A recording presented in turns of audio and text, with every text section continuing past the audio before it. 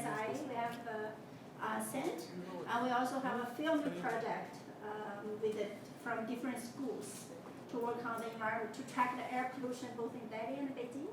It's a very interesting project actually. We create lots of projects for the students, but also we have lots of programs for like forums on social development in India and China. Professor Kitty is leading this project. We also have a law and business and some other like we have other like the India-China Cooperation Forum, all these different programs. Today actually, or sometimes we also create the opportunity to send the delegation, whether faculty or student to visit China, like summer school. We got a scholarship for some students if they cannot afford it. And also we raise funding for faculty to visit China. Some delegation have been there. And one of our important potential partners is a Pango Institute. It's a very distinguished think tank in China. And this time they are visiting India, so we catch this opportunity to invite Mao Keji, the young distinguished scholar, on Indian studies and also especially on the Indian-China economic relationship business.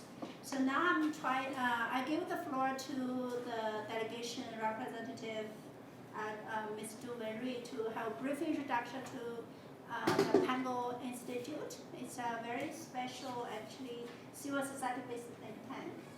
Before it's not that typical. Now there are some, it's very influential, like Jindal become very global influential think tank.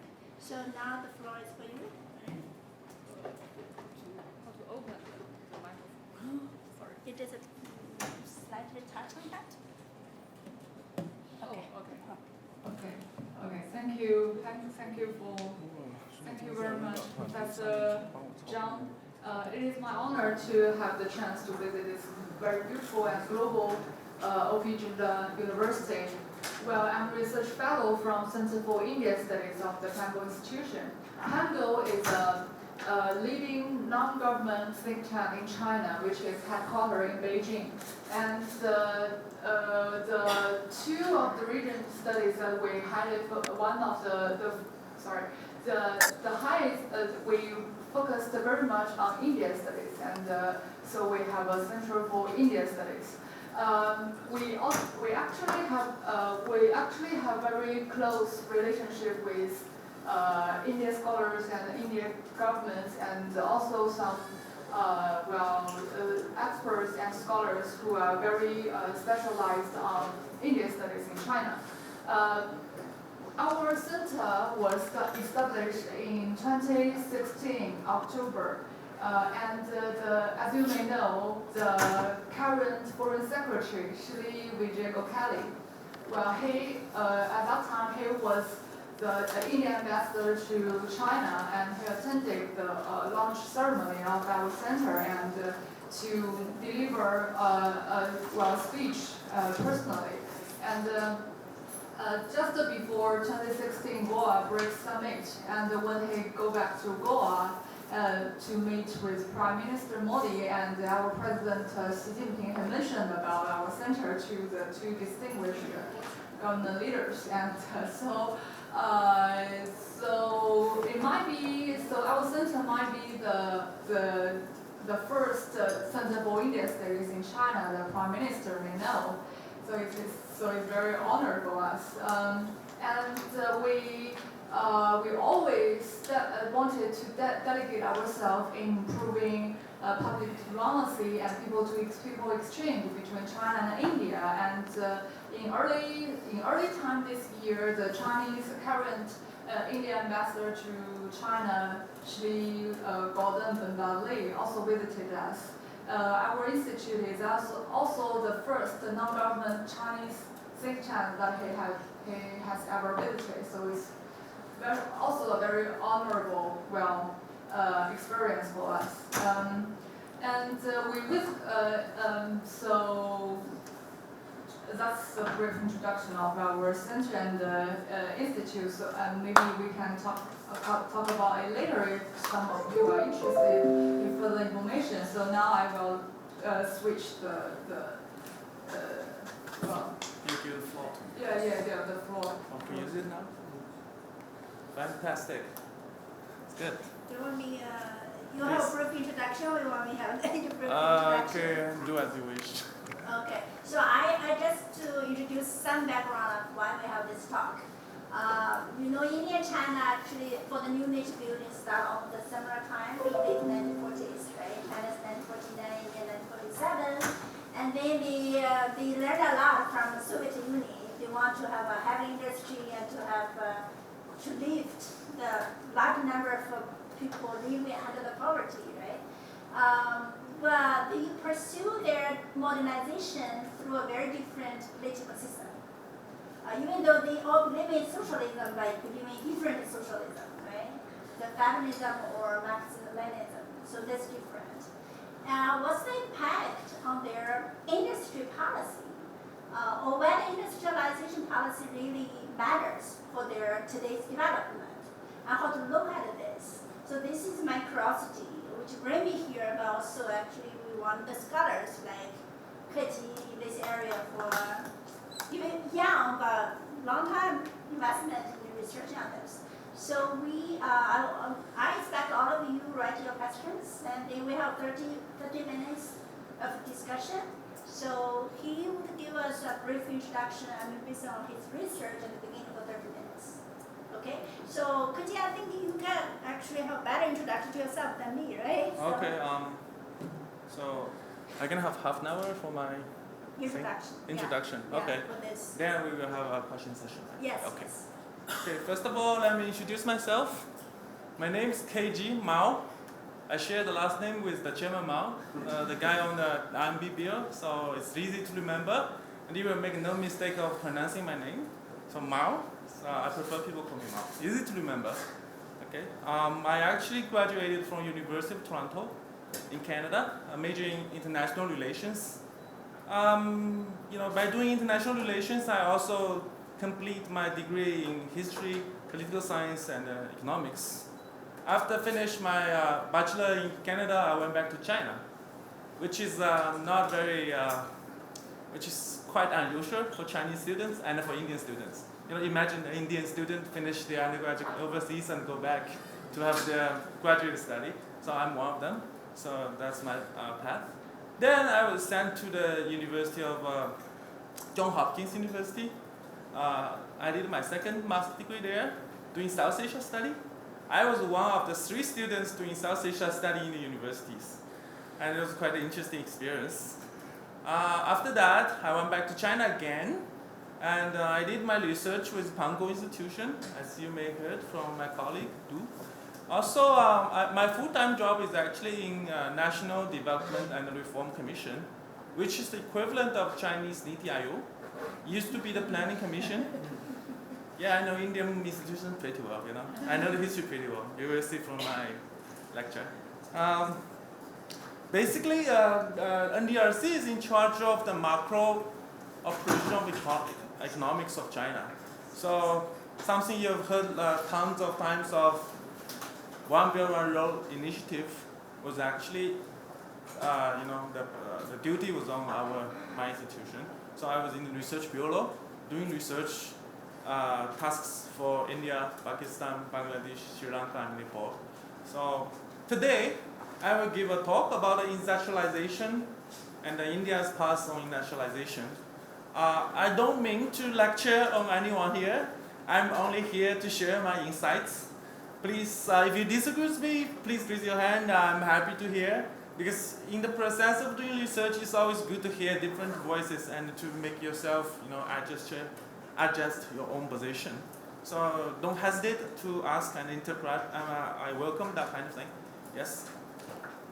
Okay, now let me formally start my talk about industrialization. Okay, first of all, I'm gonna show you guys one big picture here. It's blocked somehow by the camera, but you can see. Sorry, can you move a little bit? Yes. So the orange line is actually the GDP current US dollar in trillion of China. And the blue line is that of India. So from this you can see the two countries diverge actually around 1990. So who can tell me what happened in India that year, around that time? Liberalization. Okay, the question is very interesting. We did a similar job before liberalization. But after you liberalize your economy, we actually diverged. See, that's the thing. That's quite unusual. So people talk about the miracle of Indian economy and the miracle of China and India. They put them as the twin of the developing world, as the post-child of the developing world. But if you look at data, you will find China is actually almost 4 times as large as that of India. And the two countries started to diverge around the time when you liberate your economy. So what happened to them? What happened to two countries? That is the key question. What happened there? So let me turn to next. So this is actually industry, the size of the industry measured by value added in US dollar, currency US dollar. So from this you can clearly, I don't know if it's clearly, but here it's quite clear. There are 2 blue lines. The darker one and the lighter one. The darker one is that of China. You see, China and India were really humble at first, but now China surged all the way up. But India is still on the bottom. From this you can see, around time of 2010, China actually passed the US to be the #1 country in terms of the industry measured by value added. Okay? Let alone country like Germany and Japan. China is #1 from this diagram. You can see India is still down there. So that is the question. So the answer to the first question I posted actually hides in the second picture. So what made difference between China and India is actually the industry. The process of building industry is called industrialization. So the problem, I think, that can explain the divergent path between China and India is actually industrialization. So, okay, what happened there? By industrialization, do you mean manufacturing? Yeah, manufacturing. So it's a manufacturing-based industry. So also taking into account things like mining and processing stuff. Okay. Next one. Actually, surprisingly, China and India did very similarly good job in terms of industrialization in early age. Okay, Nehru is one of the most admired politician around the world. So do I. I deeply admire Nehru, and that's what Nehru said. It was very impressive. Dams are the temples of modern India. So, temples are very important for average Indian's life. Dams are like that. So I totally agree. Who knows? So the picture is actually the picture up there is actually Bakla Nanga. Yeah, that's one of the largest hydro project in India, and that just represents the spirit of modernization and industrialization. So actually, in the first few 5 years plans, India did a very good job in terms of building all kind of infrastructure projects. So this table here, I don't know if you can see it clearly. So in terms of electricity generation, in terms of road network, in terms of railway network and telephone subscription and annual GDP growth, China and India were quite similar before 1990. From time 1950 to time 1980s. So India actually did a quite good job. So if we're familiar with history well enough, we'll find in this time period, like both India and China underwent the process of state-led development. So the investment was led by the state, and it was controlled very tightly by the planning commission. Now it's Niti Aayog, but in China it's NDRC. So state-led investment, very, very kind of successful, as you can see from the numbers. But differently, after that, China and India went different paths after this. So, yeah. So this is the, let me stop here. So I will ask a question. I have a question for all of you. If you know the answer, please raise your hand. You can guess. So do you know what is the single most valuable export item India sells to the world market? Cotton? Good guess, but not that. Diamonds. Wonderful. Bingo. Jewelry, diamond. That's the first that India can do to the world. That's the most valuable stuff India export to the world. What is the second?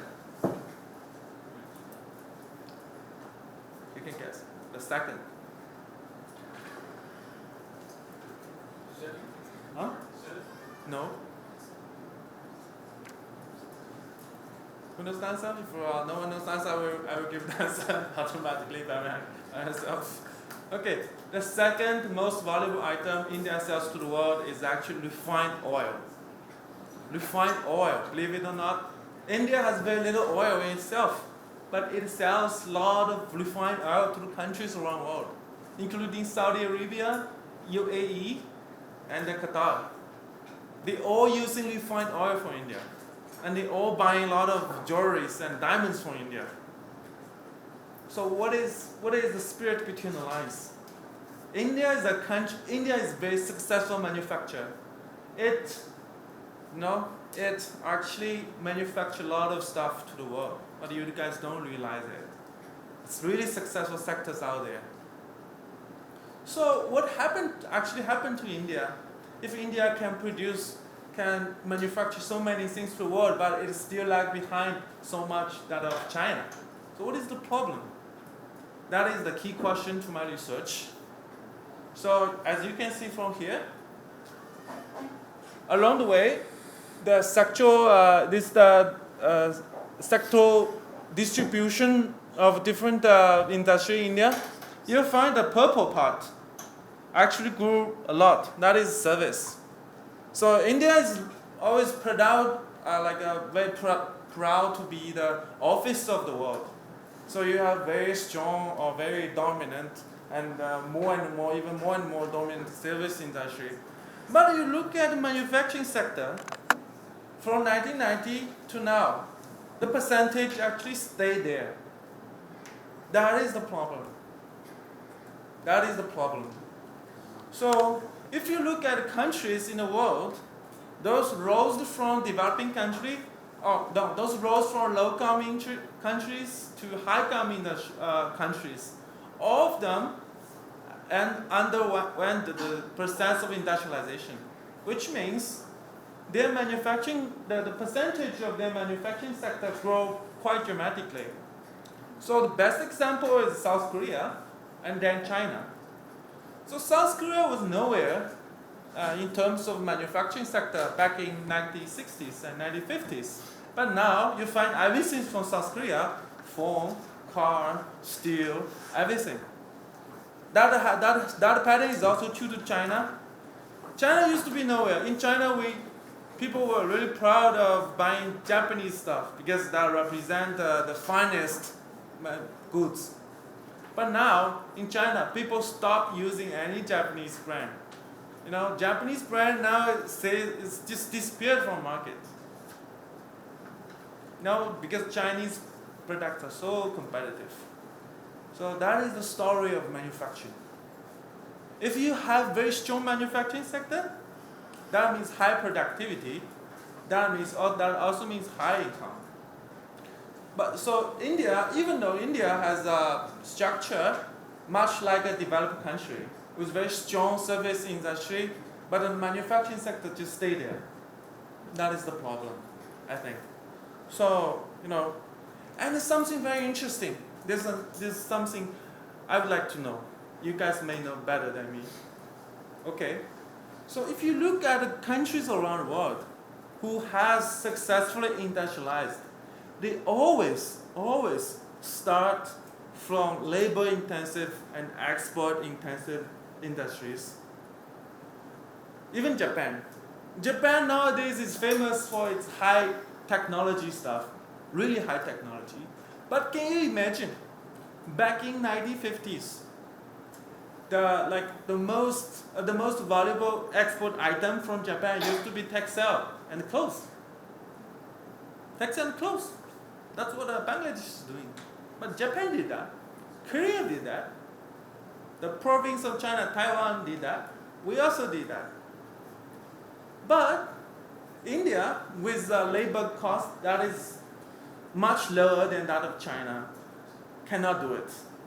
Can hardly do it. Oh, let me put it another way. There's something very interesting. My professor did this back in university, John Hopkins. So this is actually very, very interesting diagram. Okay. So the clothing company, textile clothes company. Okay, let me read this to you guys. More than 80% of the factories in India, they hire less than 8 people. Which means all of those factories are very small and home-based. That also means you cannot have the scale. That also means you cannot reduce the cost of production because the small scale. But if you look at China, the majority of the factories there are of a size between 50 people to 2,000 people. In terms of modern factory management, that's quite sizable. So that means China can always take advantage of the scale. We can reduce the cost by increasing the scale. This is just one example. And I can have like 20 other examples. What is the difference between China and India, like a factory manufacturing? So, what happened to India? Why you have the lowest cost of labor, and you have very good geological position, you know? For example, the land distance between from China to Europe and from India to Europe, actually India has much better position. It's closer. And in terms of energy import, India is actually closer to the Gulf area than that of China. So a lot of advantages around India, but you guys did not develop that. So what is the problem? Big question. Big question. So, okay. In my research, needless to say, a lot of people have realized that the problem of India lays less in economics, but more in politics. So that is, that is actually quite a general answer to it, but let me get a little bit more specific. So, in comparison to China, India has been actually more socialist than that of China in terms of marketization. So that explains the difference after 1990s. Okay. Even though you guys underwent or initiated a quite successful marketing, like the marketization of the economy, but a lot of things actually lag behind that. From my view, because I'm from China, we've understood quite a successful reform. You find a lot of things you guys did not reform that deep actually. For example, the labor regulation, the land acquisition, even the environmental laws. I know that's pretty controversial here, no? But in China, you will find which is pretty interesting. Okay, I don't know if you have the experience of China. My experience, my observation is that in China, government actually push businessmen to do the business. Believe it or not, government actually push business to do business. But in India, it's backward. Like a businessman, they push government to do things, but the government don't deliver. They just hate that. No. So that is the question. What happened? Then you will find this thing is very interesting. In China, although the ruling party is Communist Party, although we claim to be the socialism with Chinese characteristics, But at the end of the day, we're actually more capitalist than most of other countries. Yes, there's union in China, labor union in China, they are. But the labor union are controlled by the communist members. Communist members listen to their boss in communist parties. Okay? And then the land, in India, private people own the land. Land ownership is basically private, and the government only owns by small pieces of land. But in China, land, most of them are either owned by the government or collectively local government. So that means government has a lot of saying over those things. So we don't actually really care about I should not say don't care. We can have a lot of different methods to bypass the land or the labor or the environment, please. Is it because the CCP doesn't have any opposition to it? No, it's not because of that. I will go to your point later. Okay? Okay, I will go to your point now actually. I visited Myanmar for many times. Myanmar. Okay, Myanmar. You guys know it. They've under the military dictatorship for more than 2 decades. They didn't have opposition as well. Right? But they didn't deliver as well. Businessmen, they also pushed their military government to do the business, but they didn't. You know, the lack of opposition party, yes, in China they lack meaningful opposition party, but that is not a mechanism they do things. Okay, you will find a lot of dictatorship, a lot of authoritarian, totalitarian government around, but not a lot of them will do business so well as that of China. That's the truth. So why? Why? What is the difference? Okay, what is the difference? I will just give one example. Let me turn to my next slide. This is too small, you guys cannot see it, but let me explain this. 2 years ago, I did a very, very comprehensive and a long-term research, comparative research between the SEZs, Special Economic Zones in China, and the Special Economic Zones in India. I found something really interesting. So, in the management of special economic zones, I found there are some fundamental differences between 2 countries. You know, the fundamental dynamics pushed governments around are different in 2 countries. Okay, I have a feeling, but I don't know if it's true. Let me ask you guys. I find that the Indian government, maybe Professor Dan knows that better because you are an expert on the constitution. But my impression of that is that the Indian government is like a limited company. It's like limited, with limited liability. Okay? Because you guys are elected. If you're elected, that means people chose you to be the decision makers. Even if you make bad decision, it's okay. Because limited liability. Okay, if you don't like me, I will just go. You don't vote me next time. I'm out of office. Then that's it. More liability, isn't it? That if I don't make good decision, I will not come back to power. And as a politician, I would like to be in power. Yeah, but that encouraged the short-term vision stuff. But in China, we're not limited. We're not limited. We are not with limited liability. We are with unlimited liability. Just because lack of opposition. Just because we are not chosen by the votes. We are chosen by the history. The Chinese Communist Party is chosen by the people and chosen by the history.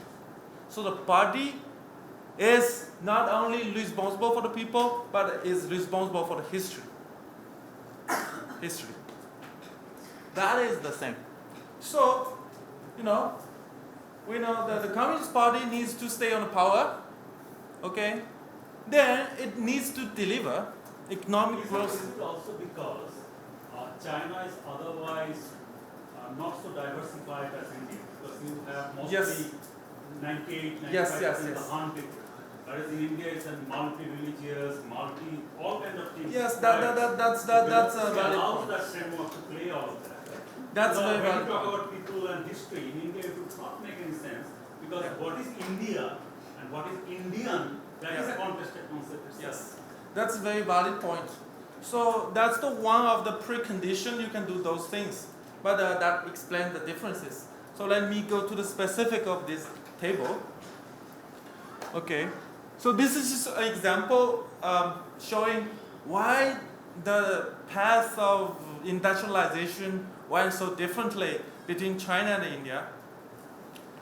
Amazingly, India had the earliest SEZs in Asia, which was built, in 1967 in Gujarat, Surat. And it was based on Chinese model. No. No, that time China does. Okay. No. It's in 1967. Okay. At that time, China was in Cultural Revolution. We were in Cultural Revolution. You guys had the very earliest special economic zones in your country. So you guys actually was more advanced than us at that time. Okay. It was called EPZ or what was it? It was called export oriented zone. EPZ. Yeah, Export processing. for processing zones. Yeah, but the concept is very similar. So I put the special economic zones, coastal economic zones, export processing zones. They all into the basket. So by saying SEZ, I mean SEZ in the broader sense. So including all kind of different policy designs. So I find something interesting. So, okay, in terms of geo-economic rationality, okay, those economic zones in China, they are all very small number.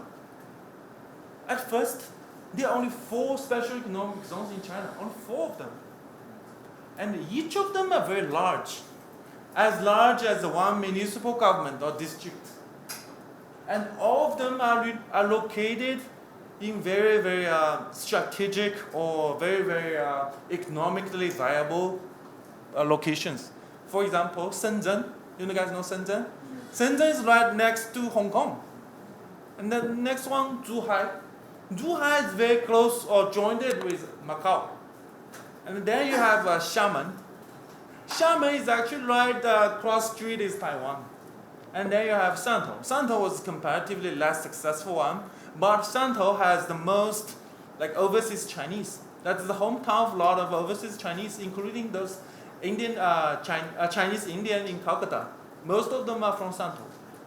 Okay, so all those special economic zones were strategically located, and of small number, and of very large scale. But look at India. What India did? India, the first cohort of SEZ, India had hundreds of them, more than 200 actually. And each of them are very small. It's like a 1 or 2 factory put together. It's like a industrial park instead of industrial zone. So how big was the... Yeah, so let me finish this. So a lot of numbers, very small size, and they distribute randomly all over the place. You saw the land everywhere, widespread. Not some coastline zone, not in the geostrategically important areas, just in somebody's backyard, in politically important people's backyard. They will have industries on there. Okay, that's the first difference. It caused geological differences. Then you have the industrial policy. The difference in industrial policies.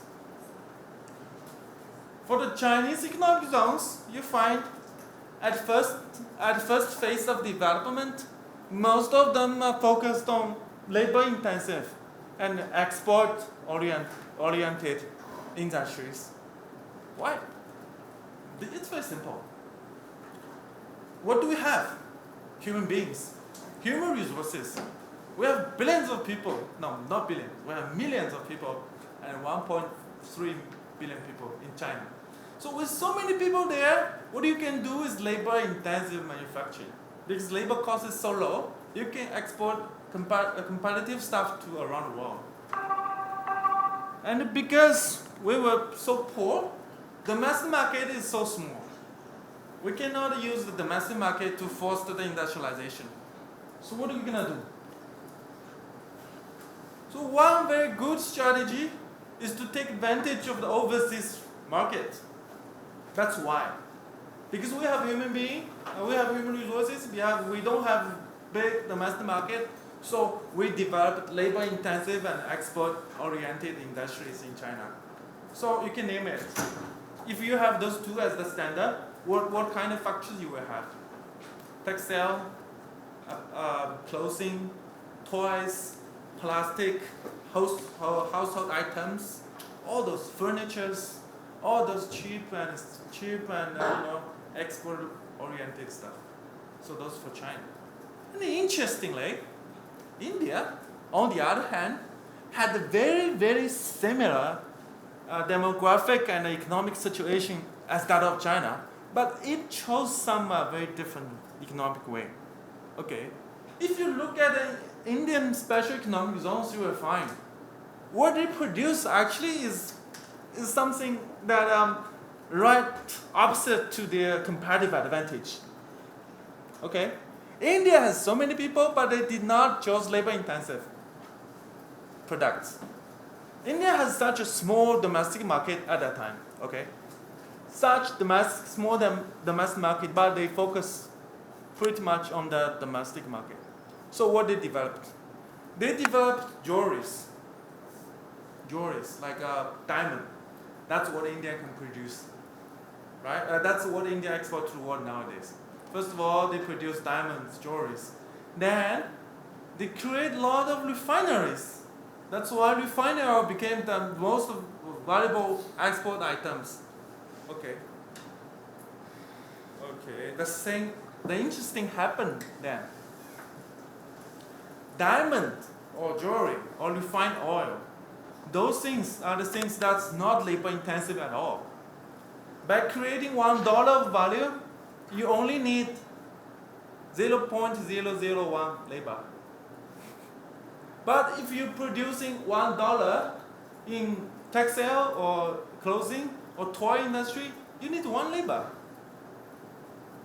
Okay. Then India producing a lot of values like billions of dollars in refined oil or jewelry. It only hires several hundred people, several thousand people. But in China, the labor-intensive export-oriented industries, they have millions of people, literally millions of people. Interestingly, where those people came from, most of them are in the countryside. They were farmers, they were peasants, they were street vendors, they were miserable, jobless people in countryside. Okay? What happened to them? All of a sudden, they got moved to the city. They worked in the factories. Not only city. In China, factories are also in countryside. Okay.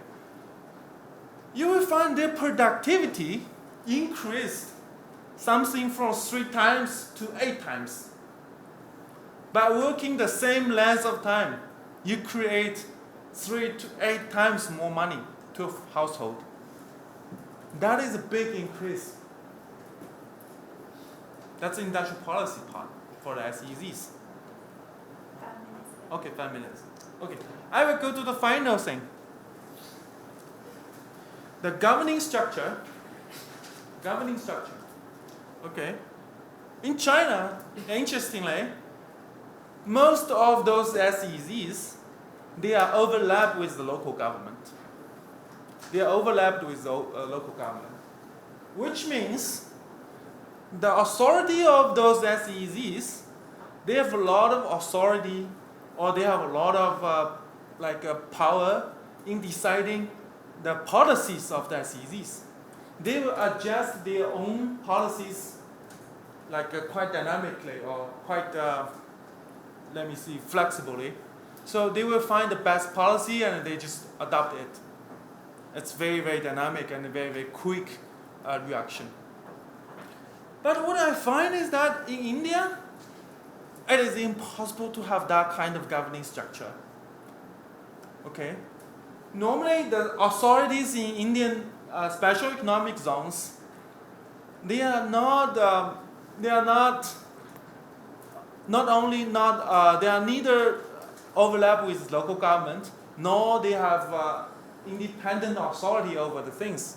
Normally, they are the branches or the subs organization under some municipal under some ministry there.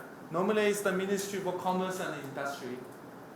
So the head of the SEZ is actually a worker under the ministry. They don't have the seats over deciding the local policy. So it's interesting. In China, the SEZs, they are very flexible. They can decide the best policy for themselves. But in India, it's very rigid. They don't have much say over their own stuff. So, but I think this is India government no one can be blamed for this. This is because the fundamental difference between two countries policy. Okay, because the government body India is elected. In China we don't have election, so it's easy for them to put together. But in India it's impossible. Yes. This is my comparison between SEZs of the two countries. So, okay, let me go to the next step, and I will wrap up my presentation quickly. I find there's some new hope or some new trend in India's industrialization. Okay. The tariffs on imported electronics to India. Okay. Normally, for one country to industrialize itself, it has 3 different steps or stages. In China, the first stage is labor-intensive and export-oriented industry because you have a competitive advantage over that, right? Then Chinese people became rich, and then that creates domestic market. So the second stage is called a demand-driven stage. So because people were rich, so they can buy the stuff, so you have a big domestic market. So by taking advantage of domestic market, you can create some industries out there. For example, cell phone, computer, and machineries. Those things are not labor intensive. They are demand driven. Okay, that's the second stage. Then you go to the third stage. The third stage is capital and technology intensive. Pharmaceutical, which needs a lot of investment. Aerospace technology, which also needs a lot of investment. Then you have the IC, integrated circuit, which also needs a lot of investment. That is the third stage. So China, by going from the first one to second one, then to third one, is on the way of industrializing. Okay, that's the Chinese process. But India goes backwards. So you guys used to, the pharmaceutical, aerospace, and the very high-tech IT services are the speciality of India, right? It's quite developed around. Then you have demand-driven. For example, for the latest statistics, more than 70% of the phone, whatever their brand is, be it Samsung or Xiaomi or Lenovo or Motorola, more than 70, near 80% of those phones are assembled in India. But that number back in 2014 used to be 20. So that means India can actually produce a lot of phones by itself. China is also assembly. China did not produce everything. China also assembled all those. So it's an amazing job. But what you find is that the very first stage, labor-intensive and export-oriented, is still missing. It's still missing. So how can we solve the problem? Is that a good thing to go, backward? I don't think it's a very good pattern, because by doing this way, backward, you cannot maximize the efficacy of the economy. You do a lot of things against the law of economy. So I really hope Modi ji or some other Indian policymakers, they can deepen the reform in India by reforming the labor regulation, or land acquisition, other things. The business, the environment of doing business in India can be improved. Only by doing so can the whole population, the whole economy be industrialized. So, the economic benefits from all those human being dividends or the domestic market can be maximized. Now, it's not maximizing. It's not optimizing. So that's my hope. If India can fully industrialize, that will be next China. That's next miracle. That will change the world forever. Because India is the other million people size economy on the earth. If 1 billion people gets into the era of industrialization, that's amazing. That means a lot of business opportunities for China as well. We're not afraid of one India being industrialized, because that means a lot of business opportunities for us. Yes, that is the presentation I'm delivering today. Please ask me a question if you have. Thank you.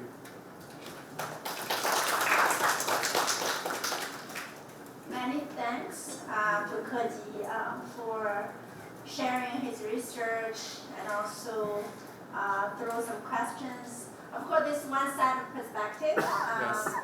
but I think it's with data, with the kind of a long-term research. But I think Keji also will welcome this kind of thought-provoking Yes. questions. For more debates, we can understand the issue in an in-depth way.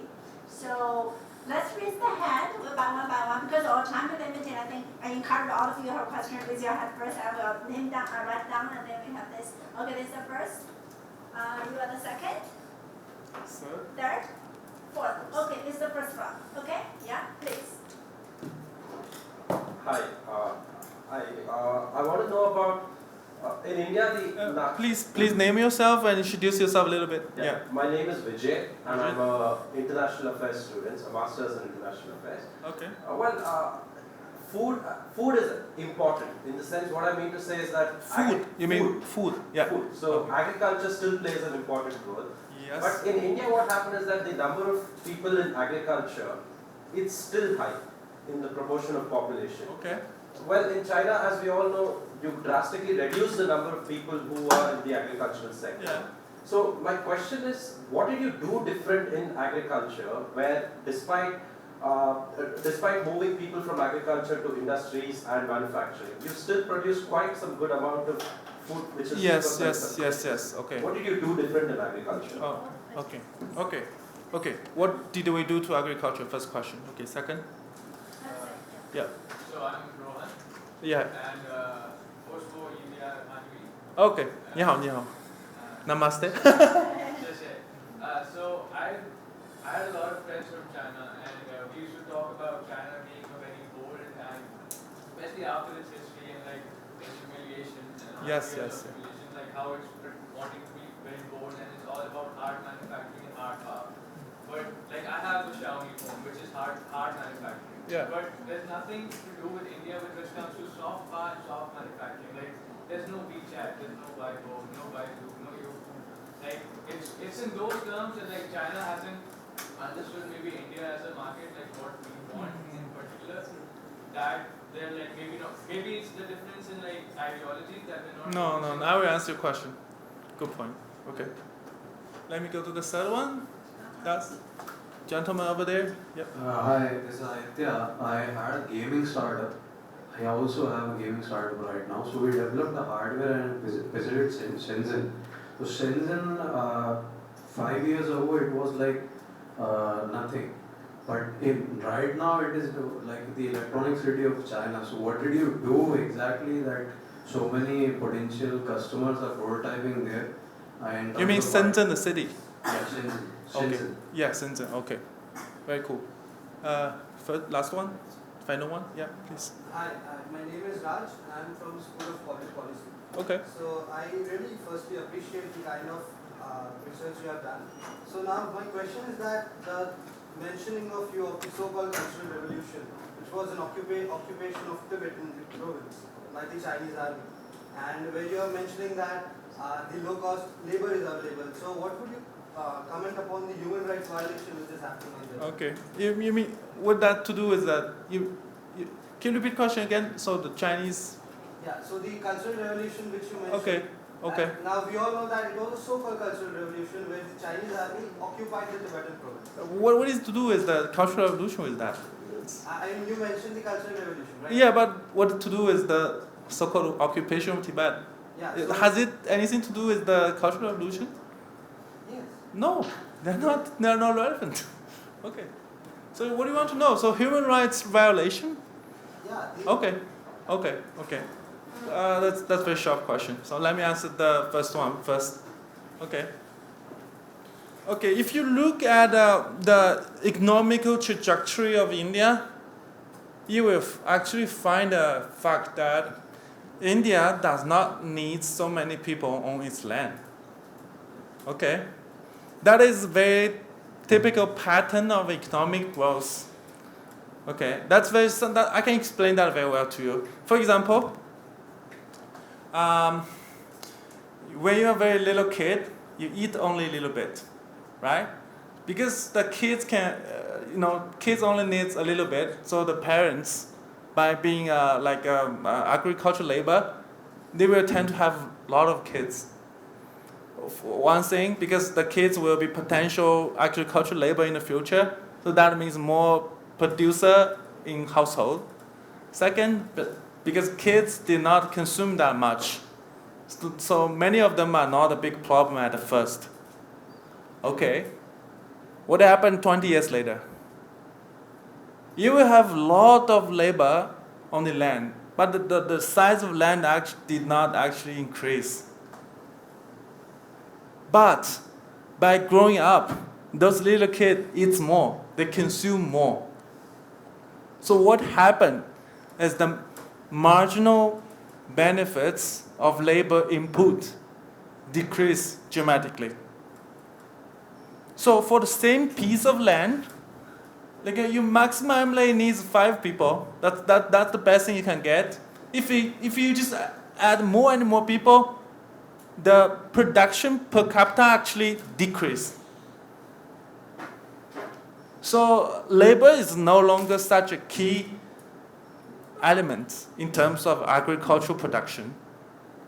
India went through something called the Green Revolution by new types of plants, and by have more fertilizers, by more have pesticides. So India actually increased the agricultural production quite dramatically. But India did not have the one-child policy at that time. So according to our research, so India just used the increasing part of Green Revolution to produce more kids. I know it's politically controversial, but that is according to our research on pure economics. On the other hand, China had a one-child policy. So by increasing, China also had its own Green Revolution, very similar to that of India. We're increasing the labor productivity a lot, but we limited the number of kids. That means you can use the increased part of economy to invest in industrialization. So by producing less kids, everybody enjoys the per capita product is actually increased a lot. Well, on one hand, it's because of the pure increased part. On the other hand, it's by limiting the number of people.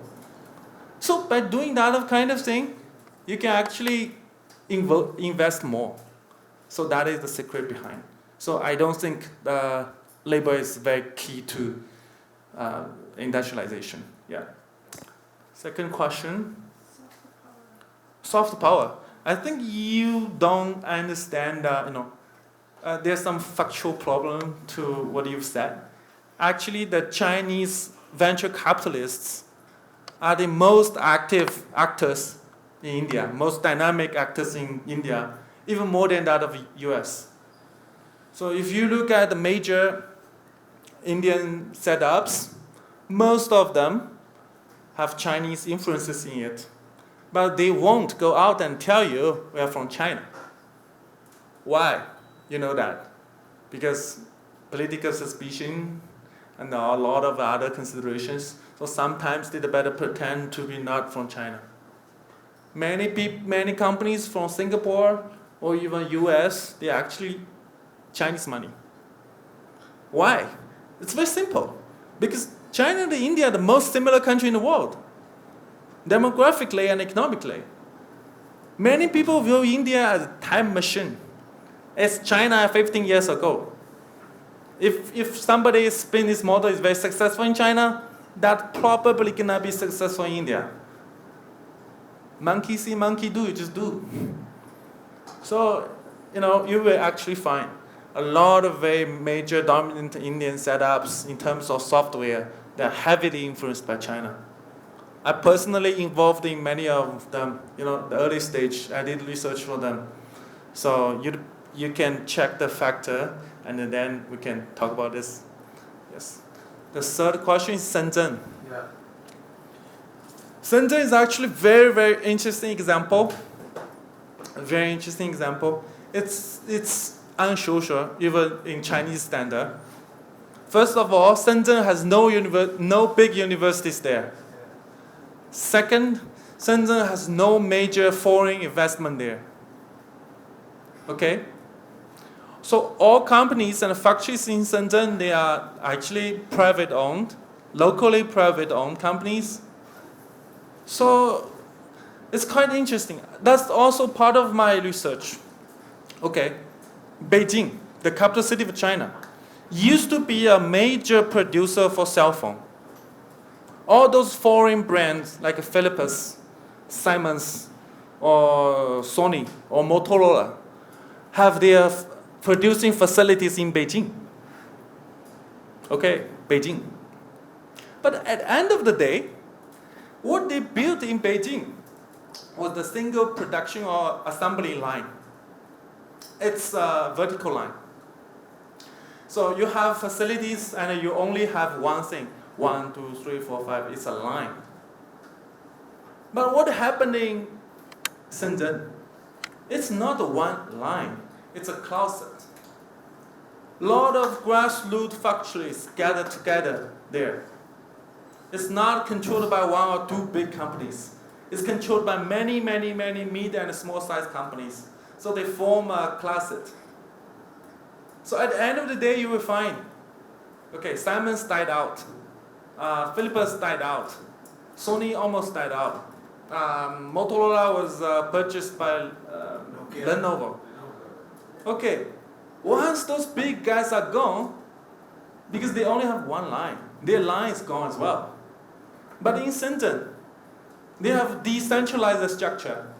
Millions, no, tens of thousands of small and medium-sized factories around. Even one is bankrupted, you can find another one, because they all substitute to each other. Actually, Vivo, Oppo, like those two brands, they used to be the grassroots like brands. Everybody looked down upon them. It's cheap stuff, it's shitty, we're not gonna use this, it's like so bad. We're gonna use some international big brand like those from Germany and from the US. But at the end of the day, it is those who carry the day. It is those who made the victory. So amazingly, so never underestimate the dynamic from like grassroots. That is the experience of Shenzhen. Very successful. Very good example. I would like to add one point that Vivo and Oppo is owned by one company only, one enterprise, BBQ. And my colleague, he asked about the investment. Yeah. Chinese investors are the most active investors in the Indian startup right now. Paytm, Alibaba has invested in it, 41% of it. So as Mao was saying that Chinese investors are the more active than the US counterparts. Yes. So let me get to the final very short question relating to occupation of Tibet and the human rights balance. Okay. That's a bit controversial, huh? As a Chinese, as an analyst working for the government, I cannot say much about that. But the thing is, human rights are not abstract. They are detailed and specific. Okay? If you go to Tibet, if you go there personally, you will feel people there are pretty happy about their livelihood. Why? You get a very good, you get almost free electricity, free like clean water, you have free school, all the way 12 years through high school, all free, and you got affirmative action in their university examination, and if they want to be the government servant, they got affirmative action quotas. They're pretty well off people, you know. If you, in terms of human rights violation, on the other hand, in India, even though this is a democratic country, I find more beggars and people suffering around roads than that of Tibet. So, human rights is not abstract; it's more specific. So, in terms of delivering economic growth, and in terms of satisfying people's spiritual needs, I think that those things can be taken care of, very good care of by the Tibetan people. And even me, okay, let me give another example. I have a lot of Tibetan friends here in New Delhi. Okay, their parents or their grandparents escaped, flee to India more than 50 years ago. But Indian government never gave them permission to work. Sadly, they stay in Dar es Salaam, but if they go to a city like Delhi, they cannot work because they don't have the government permission to work. So what I did, I told this to my friends back in Chinese embassy. Not true. Not true? In 2017, Indian government actually allowed Tibetans to get passport and work. Okay. That's the latest update. I didn't know that, but my story was in 2015. Okay. In 2015, I told my friend, who has some Chinese company here, so can you hire my Tibetan friends? Otherwise, they cannot find job because they don't have permission. And my friend did. So, is that a kind of violation of human rights if people don't have rights to work? I guess. But, because that's too complicated, I don't want to go too far there. It's not the theme of today's talk. So, I hope that can satisfy your answer. As for the Cultural Revolution, I think that's too complicated to cover. What I can only say about it is that the Cultural Revolution, upset to many people's perception, is actually has a lot of benefits towards Chinese people today, which is very, I can give you one example. My mom, my family is from countryside, in very remote part of my province. But my mom got to learn the first class mathematics and physics in his middle school. His physics was taught by some professor in my home province's best university. That is not possible today, but they did that during the Cultural Revolution. Why? Because Chairman Mao had a dream of egalitarian society. He signed all those very well-educated, high-level intellectual people to the countryside. That's how my mom got educated. Should I thank Cultural Revolution for that? Maybe, but it's too costly. So as outsider, you may just focus on the negative sides of it. But if you are actually in the process, everything has, every coin has two sides. Yes. Okay, so we have already kind of a little bit about, so the last round, questions, fine. So we can have a 10 minutes. Well, just in addition to the question, I think while he mentioned the Tibet and the operation of the Tibet, one more question which pertains to the presentation that you gave about the economic power of China and how industries are being set up there. Can you also speak something about the human rights violation of the Chinese laborers working in the industries in areas of Shenzhen and in companies of Apple, which are Apple. So the manufacturing units that are there in China, the human rights violation of the laborers working there, because India cannot do that very easily, because they, so that's one part.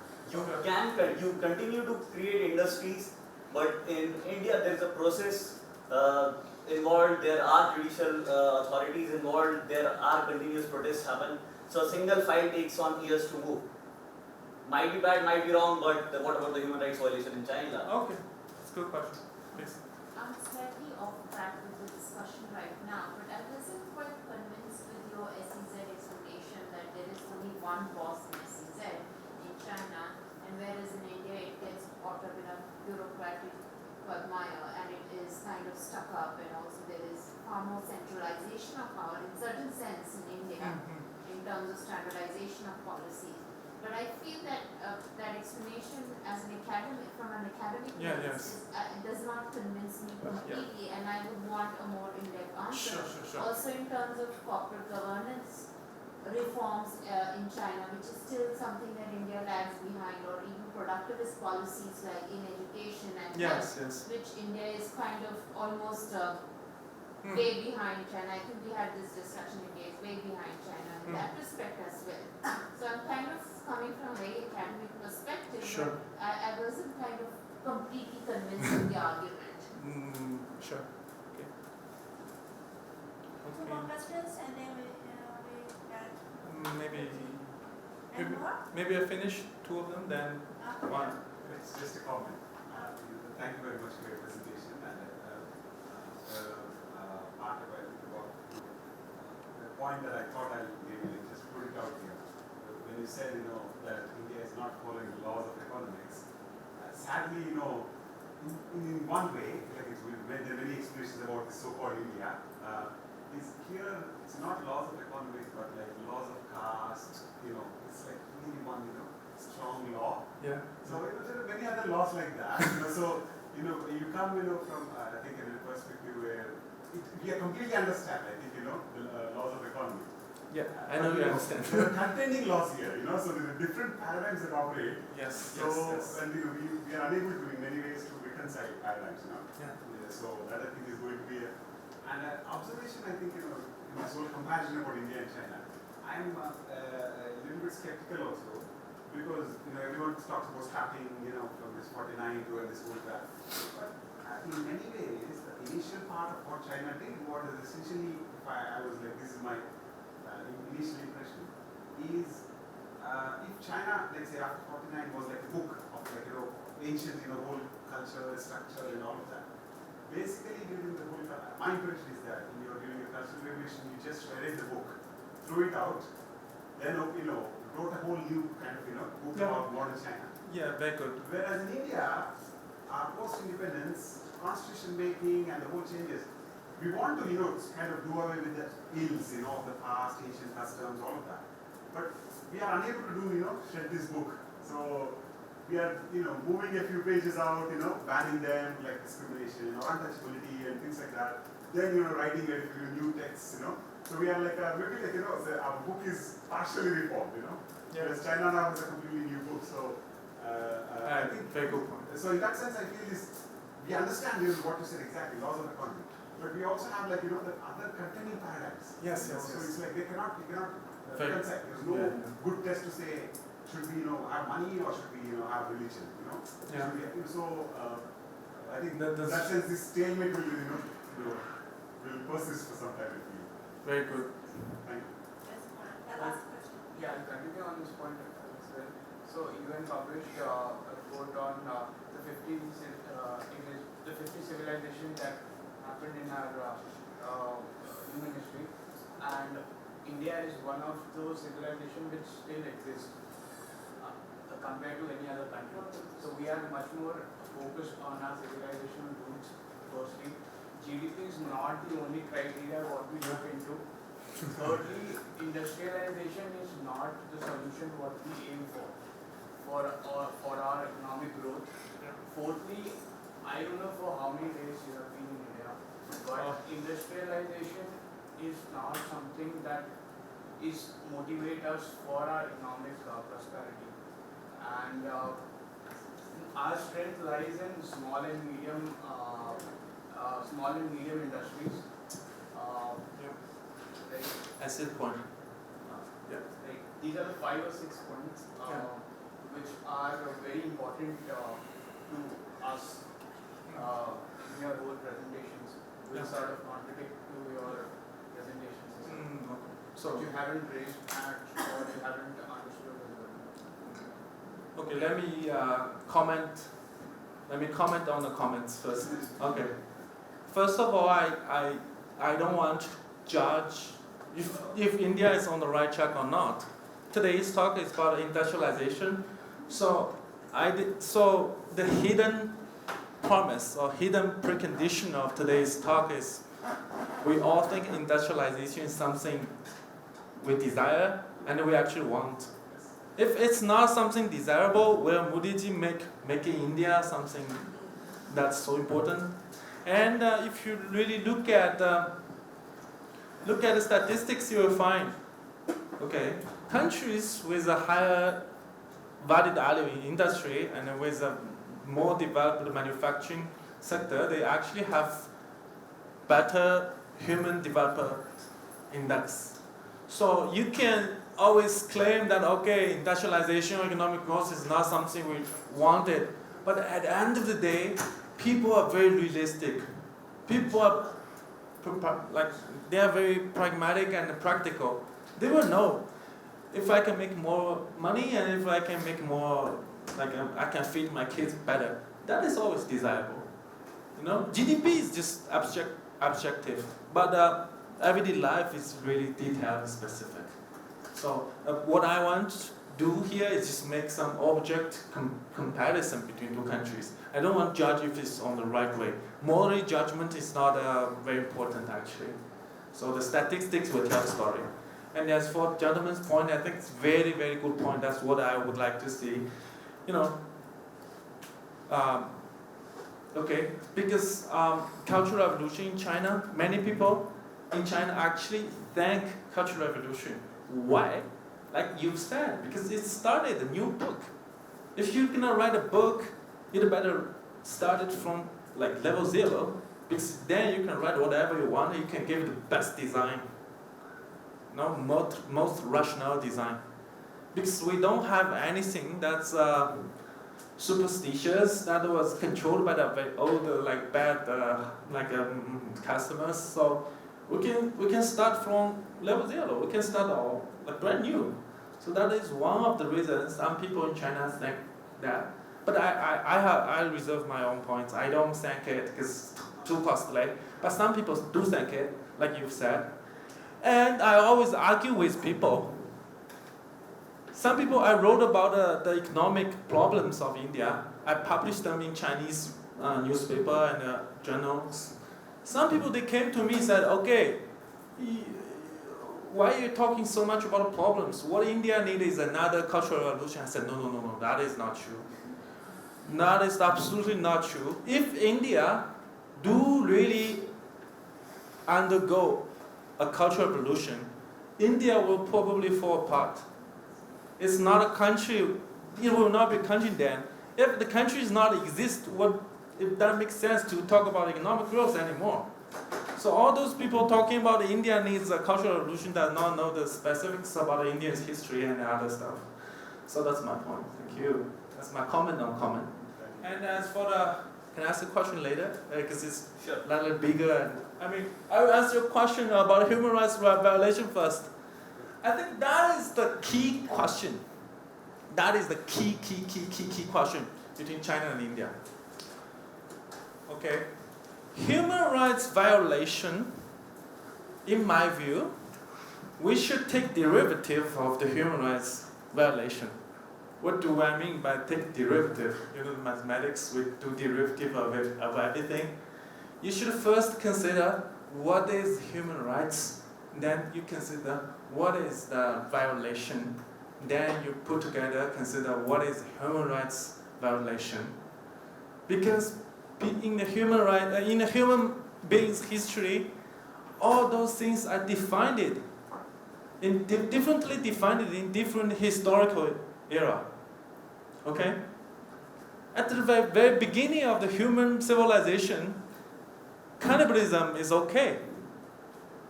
If you're hungry, you don't find food, you just eat another human being. It's okay because you need to survive. Right? Then you have slavery. Keeping slave is okay because productivity is there. If you don't keep slave, then you cannot keep the whole society alive. Then you have capitalism. Exploitation and people working all day long in factories are okay. They don't need union. They don't need labor union. They don't need like overtime pay. They don't need a labor protection. Okay, it's okay. Back in like 18th century, 19th century, even in country like Britain and France, they all had history like that. Like let alone the pollution. London, Paris, New York, Chicago, they were famous for their smog. Okay? No one talk about those like high-sounding topics at that time because that just fits into their stage of development. I find the problem, in my view, you may disagree with me, of India is that too many people, mostly elites, they are focused too much on high-sounding rhetorics of those political correctness. It's very easy to say human rights, too easy to see environmental protection. It's easy to argue all those causes because they are correct. You cannot argue against them. But at the end of the day, it is those things that block the reform and protect investor interests. If you go back to the diagram here, okay, my question is, does anyone from this room know why the Indian factories, most of them are less than 8 people? This is the reason behind that, technical reason. Family owned? No. Labor law. Yes. So a lot of industries stop it. Yes. They'll hire more than 8, but they'll all do contracts. Yes. Yes. That is the technical reason behind this. Okay? So factories more than 8 people cannot fire people as they wish. They need to ask permission from local government and the provincial government to do that. Why? Because labor rights is protected by the law. And everybody thinks labor rights should be protected. Why? Because when India gained its own independence, it copied all the labor laws from Britain. And yeah, to be exact, those labor laws exist before the country even gained independence, because they are the results of the National Congress struggle against the colonial government. So they thought, okay, if we copy the most advanced laws from other countries, we will be advanced automatically. But that is not true. Britain created this labor production and union laws as a result of 200 years of industrial revolution. So that is the result instead of a cause. Because of the industrial revolution, you've accumulated enough productivity and then you've accumulated enough material resources, then you can implement those. Then you can implement. By simply copying those will not automatically lead to that. So that is my point.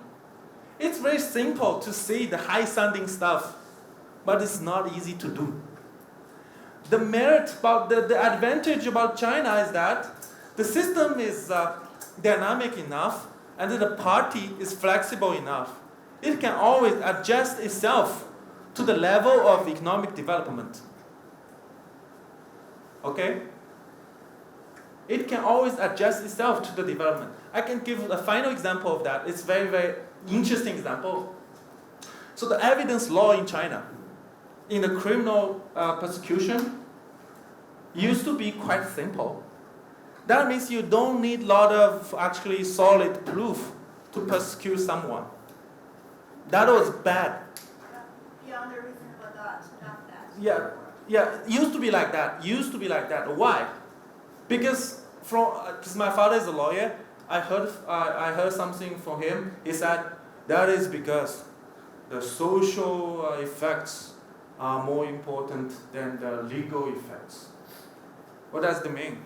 If you always punish those who commit crime, that the social effects will be good, then no one dare to break the law.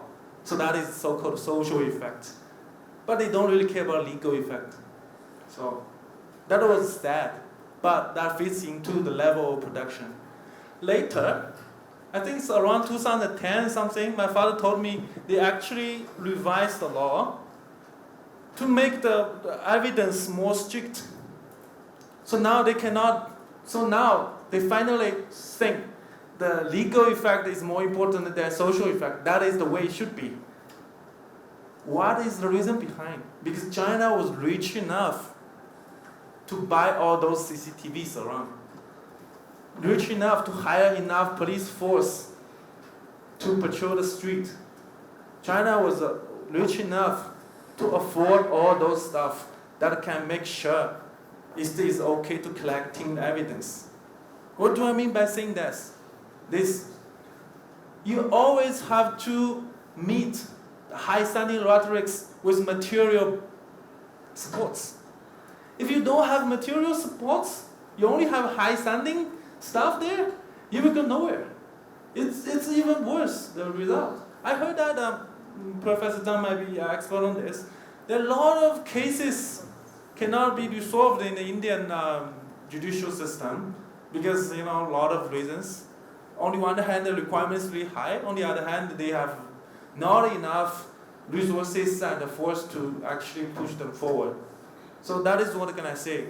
So you should always avoid high-standing rhetorics, but you should always back them with solid material supports. So just implementation is actually more important than just saying them out. So that is my point. So I believe the human rights situation in China will be better and better, not because we are becoming a better people, but because we are getting more and more materially prepared. Yeah, that's my point. And as for the professor's point regarding the governing structure, I have to see the table here is actually just one.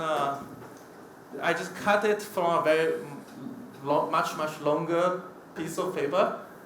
Yeah, and this paper has some background because NITI Aayog, I believe, in the end of 2016, they put up a whole new plan of coastal export zone, SPZ, and my institution was together with NITI Aayog to have some viability study about this.